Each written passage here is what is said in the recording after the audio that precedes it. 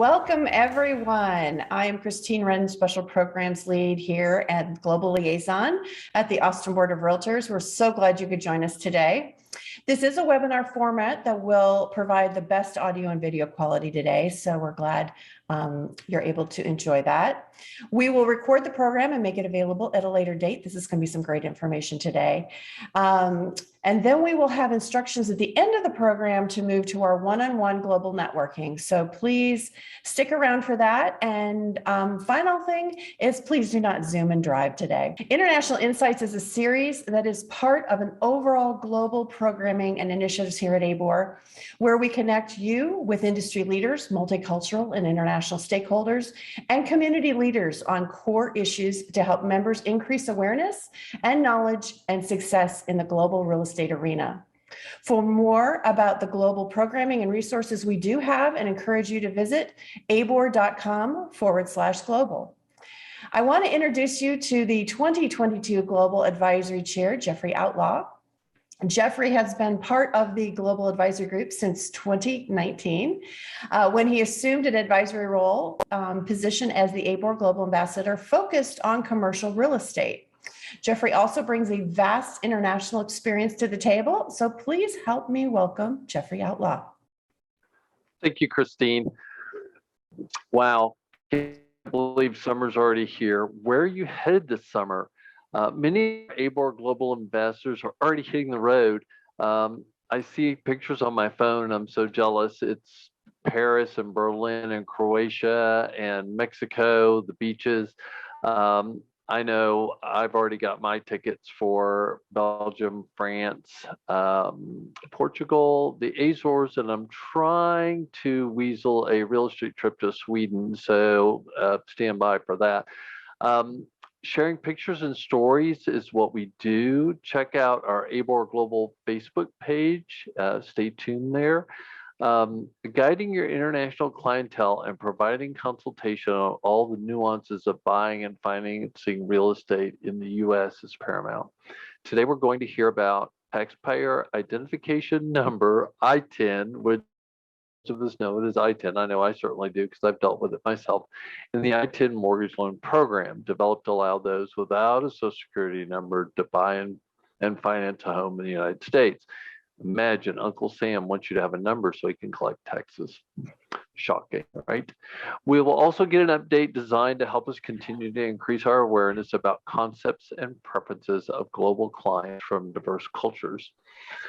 As well-traveled and globally conscious many in this room today are, we can always learn or refresh our cultural clues as we all begin to hit the road again with Denise Vincent from First American Title. And make sure you stick around for our International Insights one-on-one global networking event. So with that, today we are fortunate to have Maggie Luce with us. She is a hybrid agent, bilingual loan officer, associate broker, and realtor. She combines both roles to provide her foreign national clients exceptional service in buying, selling, and financing real estate in the United States. She is an expert on the individual taxpayer identification number, ITIN, and the ITIN mortgage loan program developed to enable those without a Social Security number to buy and finance a home in the U.S. Please help me welcome Maggie Luce.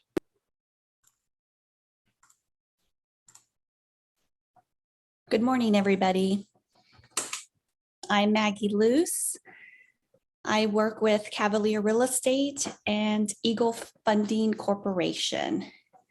And today we will be discussing the ITIN programs and what is an ITIN and the ups and downs and meat of it. So we will start off by saying that I have dealt with quite a few ITIN borrowers and ITIN buyers, and we really do need to educate not only the borrower but ourselves to actually get to help them, because it is possible for them to purchase a home, and many of them are struggling for education on acquiring that home. What is an ITIN? An ITIN is an individual taxpayer identification number. It's provided and completed through the taxes, through the tax man. You fill out and complete a W-7, and it is processed if the borrower has paid, needs to pay taxes for the United States. What is an ITIN? It's an umbrella used to describe various forms of identification provided by the IRS. For most citizens, the number is issued by the IRS, and it's a Social Security number. However, not everyone that is living here is able to receive a Social Security. So instead of getting a Social Security, they get an ITIN. Okay, ITIN loan programs. The ITIN mortgage loan programs was developed to allow those without a Social Security number to buy and finance a home in the United States. How does an ITIN loan mortgage work?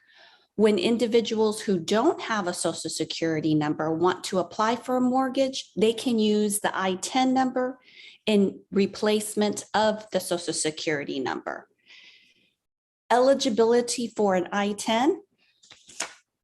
So eligibility must fall into the following categories: a non-resident alien in need of an ITIN if required to file a U.S. tax return. A U.S. resident alien who is based on days present in the U.S. filing a U.S. tax return. And then a dependent or a spouse of a U.S. citizen or a resident alien. That is eligibility for an ITIN. And then, of course, the process, just a little tidbit here, the process of an ITIN takes about 7 to 10 weeks after your borrower or your buyer completes the W-7 form.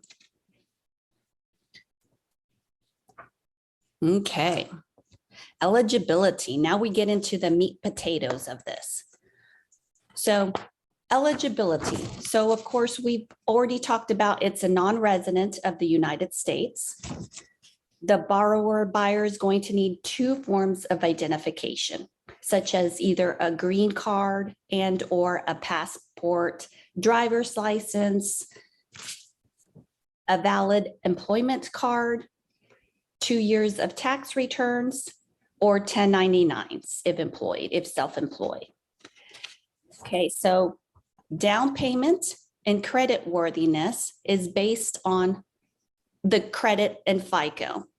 So the down payment is extremely higher than most borrowers, but you'll find that most banks will not complete or want to do ITIN loans. There are very few banks that will complete an ITIN loan. So you're going to find out that your borrower or your buyer will need 25 to 45% down payment based on their credit worthiness. So the FICO will need to be minimum 580 to 720. 700s would give them the best down payment and the best rate. Now, a tidbit on the credit. So the credit, as a normal buyer, will have 3 scores. You'll have TransUnion, Equifax, and Experian. With an ITIN borrower, they might just only be establishing credit and will only have 2 scores. The disadvantage of that is that the lowest score will be chosen to determine the credit worthiness of that borrower. So that puts them in a boat of not being able to take advantage of the 3 scores instead of 2. Maggie, we do have a question that's come in. How do you show 2 years of tax returns if they're a non-resident of the U.S.? They have to have 2 years of tax returns. So I know it's difficult at first because you're establishing credit, you're establishing your ITIN. So as soon as they have the ITIN, my recommendation to the buyers and borrowers is always, get a little credit card, start putting everything in there, paying it off each month to establish credit. The bank, unfortunately, will not give a mortgage without 2 years of tax returns because you don't have any credit history. So that's a little difficult as well. So if you don't have the 2 years tax returns, you have to wait until you do have 2 years of tax returns to show. Now, in some cases, if you have established credit, there are some banks that will only allow 1 year of tax returns. So that ends up being good. But of course, if they accept 1 year of tax returns, you'll have to show a higher credit score. Odds are your credit score is in the 700s instead of the high 500s. So if you have the credit, there are special circumstances from some banks that will offer you. So we talked yesterday a little bit, Maggie, this is a little chicken and the egg. You need to have a place to live, but it's hard to get an apartment without having a social security card. So can you talk to a little bit about that? Because we're starting to get some process questions coming in here. Yes. And I know you have a lot of those Yes. anecdotes and things that you can share. Thank you. Okay. So to establish a rental or even a house with an ITIN is very difficult if you don't have credit. It is very difficult for an apartment complex or regular rental property managers to run credit on an ITIN. So just to give you more meat and potatoes on the ITIN and how to check the credit of an ITIN borrower, I myself as a loan officer can't check an ITIN credit. I would have to I talked to the branch manager of the credit foundation company, and they make sure I have a valid ID and a passport and the authorization to pull that credit. And then that branch manager pulls that credit history based on the ITIN number and not the social security number. So it's very difficult to pull credit with an ITIN number. So this is why a lot of apartments, rental properties, landlords are scared or can't even check credit for ITIN borrowers. So that's why they just omit them and don't deal with them. Now, to establish credit and to find a home to rent is very difficult for buyers. They either know somebody, they live with family, or they work something out with the landlord that they personally know. So it's underneath the table. They do sign a lease, but the landlord knows them well enough to feel confident that they're willing to pay. And you said So a lot of this has to do with families helping families or friends helping friends, where they rent a room. And so they do have a lease, but it's not the same rigors of maybe going to an apartment complex correct. or a management company. Correct. Because they can't pull credit on the ITIN buyers or tenants. So they work something out with the close relative, family, friends, and they establish credit, and then they move out when they establish credit and find a place to rent and or a house once they have a credit to purchase. So we have a few more questions that have been coming in. So what is the process to get an ITIN and then apply for the credit card with an ITIN? And can you talk to that a little bit about that credit card without a social security? Yes, the process of an ITIN, you have to fill out an IRS form called W-7. And it generally takes 7 to 10 weeks after you file it. My recommendation is to have the buyer actually hire an attorney, because the attorney can push that form a lot quicker than if you just sit around and waiting for the tax man to approve it. And that would be an immigration attorney you recommend? Correct. Yes, ma'am. Okay. So as soon as the ITIN is established, of course, you'll have no credit. You'll have to establish a credit. So the ITIN number would be used in place of the Social Security number. So when you fill out your application for your credit card and or, anything that requires a Social Security number, you would want to check in with that merchant to tell them that you don't have a Social Security number, that you have an ITIN, because you don't want them to mistakenly think that's your Social Security number. It won't work as a Social Security number, and they'll get denied for whatever reason, because they're two different numbers on the IRS.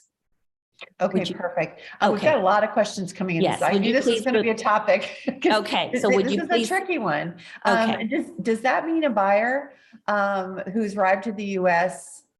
Recently to buy property and has no ITIN and returns or credit scores, tax returns or credit scores, then have to pay cash? Is that their alternative, is to be a cash buyer if they're not able to have all those other things in place? Correct. If they have cash, yes, cash is king. They can use cash.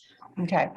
And then there's a request for you to repeat what you stated. The order was to run credit on the ITIN holder.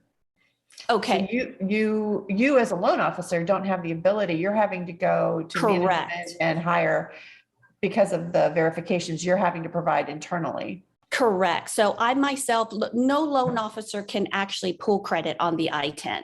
It has to be the manager of that credit agency to make sure, because they have to put that ITIN as an ITIN and not a Social Security. So most loan officers have the credit authorization and they have a space to put the Social Security number. But with ITIN borrowers, they don't have a Social Security number. You have to plug in the ITIN where the Social Security number would go, but it's not a social. So you have to make it clear on that credit that it's an ITIN and not a Social Security number. Okay, great. So that validation needs to be done. If not, the credit will come out weird in place of that Social Security number. Okay, great to know. Good questions, everyone. Yes. So where were we? We were build credit. So we have to, yes, you have to build credits. And at the beginning, when you first get issued the ITIN number, you don't have credit. You have to establish credit, build up your credit. And it's difficult because you have to work and you have to get a bank account. It's very necessary. I do have issues with buyers putting money underneath the mattress, not trusting banks, but it has to be done. The bank will want to see the money is seasoned. So many times they do have money, and then they do have, they combine their family money together as a down payment. So that means that gift funds are allowed. They just have to be seasoned. Seasoned means that the money has to be put in the bank for 3 to 6 months. So if the borrower does have money underneath the mattress, it is possible to slowly put that money into a bank. Of course, they first have to open a bank account and they have to put that money slowly into the bank. Because if they put that money in the bank as a whole lump sum, the bank will not accept it as a down payment because they don't know where that money's been. So the assumption is they've saved that money out of their income if it goes in slowly. Correct. Versus they had a stash in their home and they dropped in $10,000 or $20,000 and all of a sudden now you're having to verify those funds. Correct. And even gift monies have to be seasoned. So don't think that the uncle or the aunt or the sister can gift you monies and they can take that same mattress money and give it to the bank, because the money has to have a money trail. The bank will want to see that where the money came from, that was gifted. So not only does the borrower's money have to be seasoned, the gift money has to be seasoned as well. And we're talking about if you're wanting to take advantage of getting mortgages in the US. So this is the paper trail for, getting a mortgage versus, if somebody comes in with enough cash to buy the house, it's them, as you said, cash is king. Correct. Cash is king. They still, The bank won't say anything because no bank is necessary. So it's going to be less hoops they have to jump through if they do have the cash. But for an I-10 borrower, they have to jump through more hoops than the standard Social Security borrower would have to do. And it is encumbersome with the bank, and the necessary means each bank would be different. So each bank would ask different, objectives and conditions based on that credit worthiness and or situation of that credit history. Right. And like every housing deal, buy and sell is different and has nuances to it. This is another one. The goal here today is to give you a sense of it can be done. But there's going to be some process and some time, a little more time than maybe some people want. They want to come in and buy a home and, 60, 90, 120 days in the US, and they've got to get all this other stuff in place first. Correct. To be able to get the mortgage. Very good. And so what authorization, you were talking about it earlier, another question came in, that you have to take to your manager to get credit reporting or run the check on an I-10. Sure. What type of, statements and certifications do you need to present to be able to have that credit report run on an I-10 person? So I would need an ID, a passport, or some kind of identification. And then I fill out a form. They fill out my form that allows me to authorize and pull credit. They have to sign that. And each borrower has to sign either a co-borrower and a borrower. All the borrowers need to sign that authorization. So the way credit is run is if they're married, the married couple will automatically, both of their credit will come out together since they're married. But if it's a family, like a sister or brother, uncle, it's different FICOs, they're not married, we're going to have to pull credit individually based on that borrower. And I'll have to have that authorization from each borrower that's applying for the mortgage. And then the branch manager of that credit agency makes sure I have everything in check, and then they run credit for me.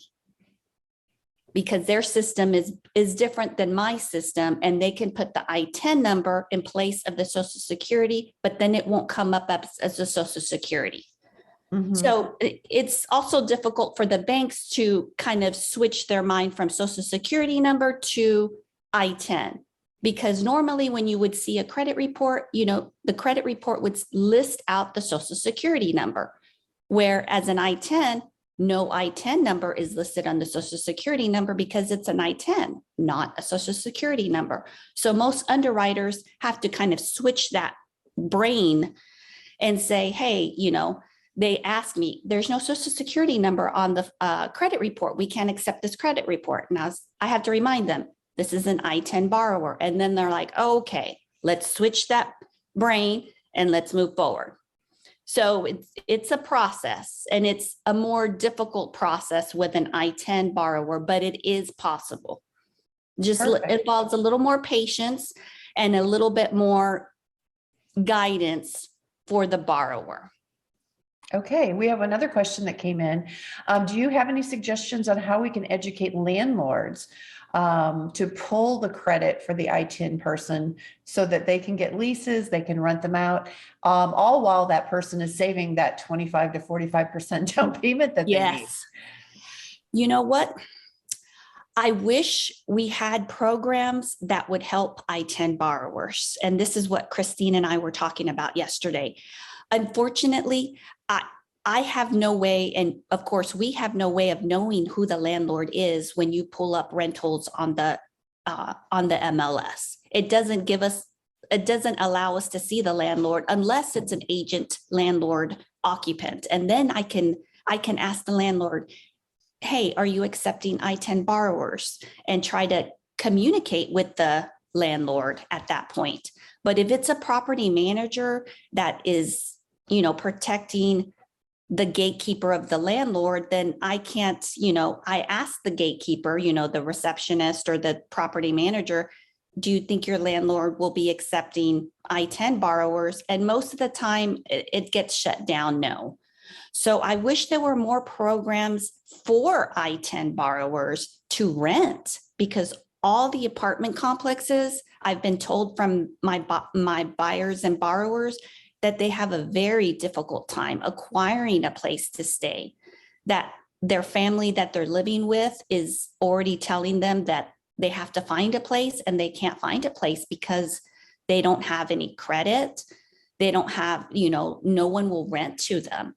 Right. So I Are do there, wish. some more, I'm sorry to interrupt. There's some Sure. more questions coming in. Are there particular banks that you've been working with that are more ITIN friendly or knowledgeable? And I think you have a list, right? Yes. And it's a very small list. I work with 27 banks, and out of those 27 banks, only 5 and possibly 6. There are some that are willing to put I-10, programs in the future, but as of today, there's nothing.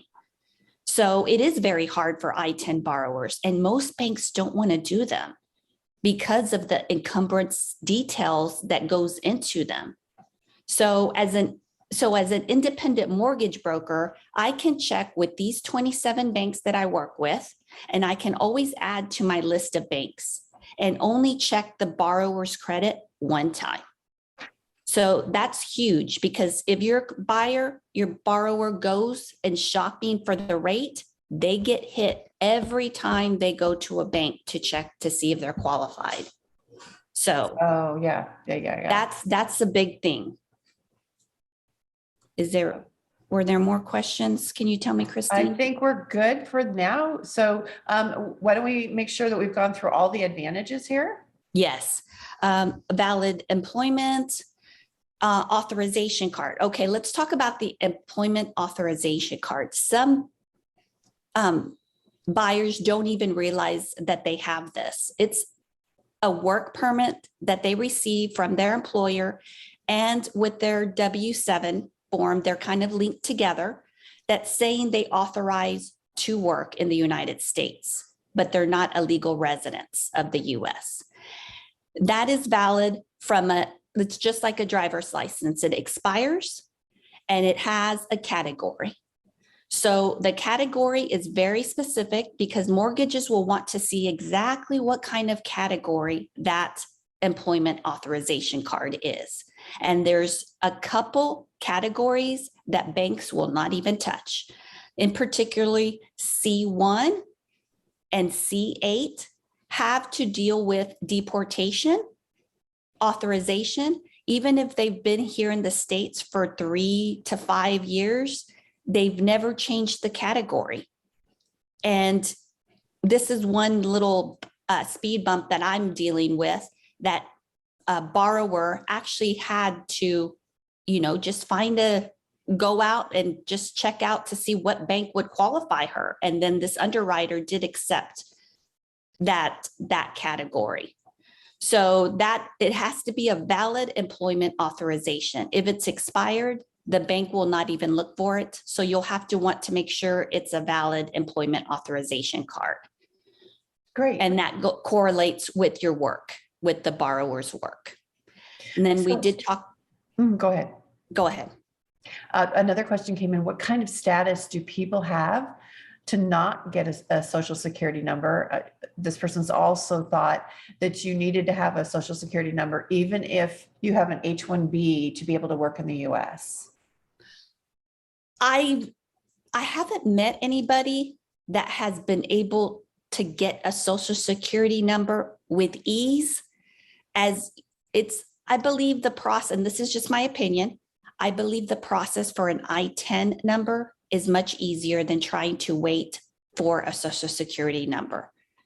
An I-10 is a means for establishing credit, a quick way, and to try to earn a rental and or a mortgage for the future of that family.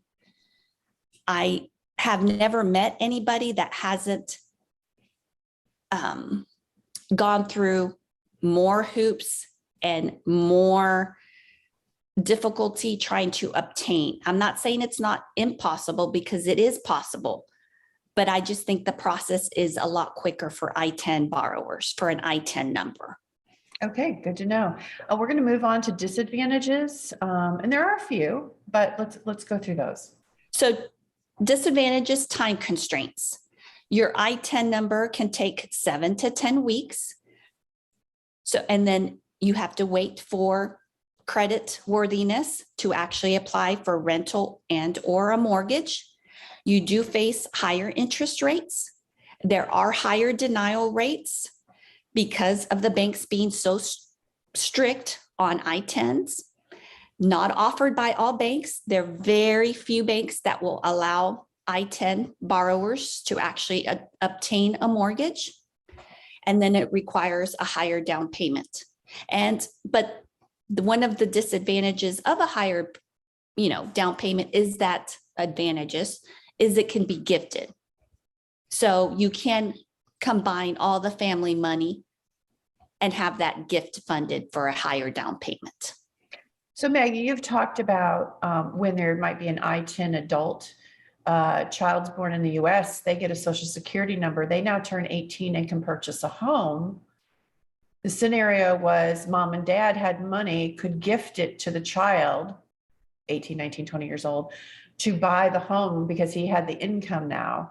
And Correct. that helped that combination of family planning and putting that together worked. Can you talk a little bit to that? Sure. I had a borrower who he was 19.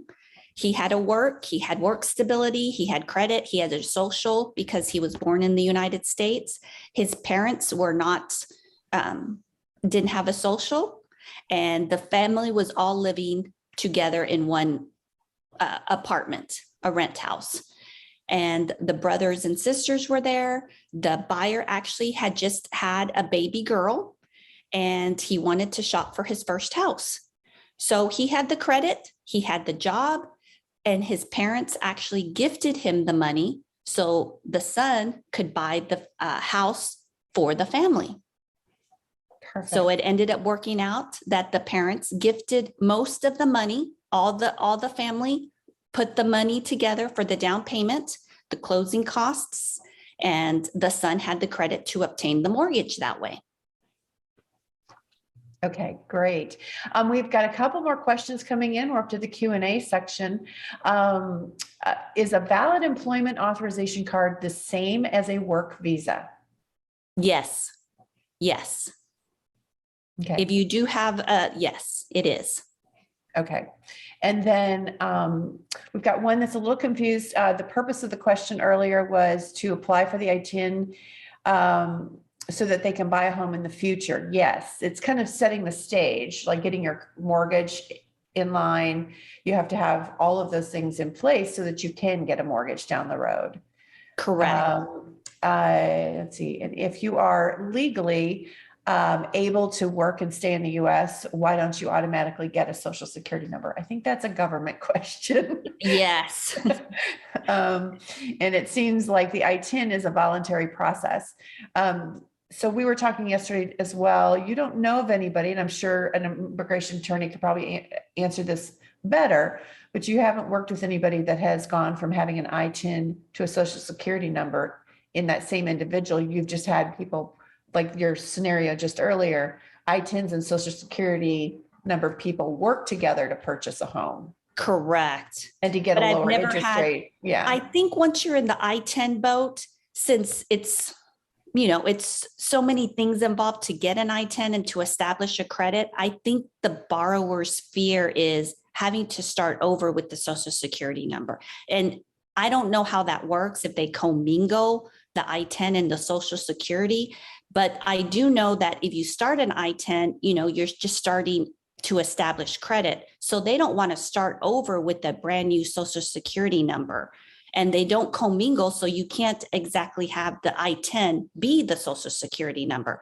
So in my opinion, I don't think borrowers want to start over with the credit process again. Right. Okay, we've had a lot of great questions. This topic has been coming up in a lot of our forums. So we're really glad to have you come in here, Maggie, and walk us through. I know that it seems like we've got a lot of people have a lot of questions. So feel free to reach out to Maggie. And I'm sure she'd be happy to direct you and provide insights. We're going to be also putting this recording and information out on our global resources page. So be looking for that to help walk you through everything. And we'll make the slide deck available as well. Again, I want to thank you so much for your time today. And we're going to move our program on a little bit here. We don't have any more questions coming in.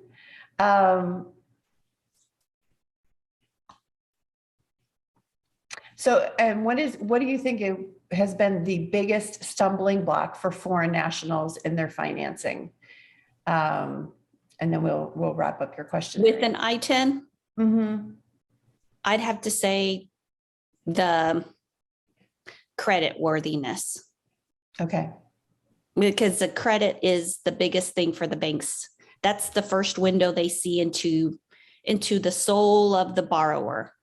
And some borrowers say, oh, I have a high credit score. I have a high credit score, but then they don't realize that they might only have 2 credit scores. So they can't choose the highest one. They have to go with the lowest one. Yeah, that's a shame. Well, there's a lot of things that seem to need to be improved in this area, but hopefully this is going to give everyone here attending some good information, help some of your clients that may have an ITIN, or if there's a combination within the family with Social Security and ITINs, and kind of what some of their options may be. Maggie, thank you so much again for joining us today.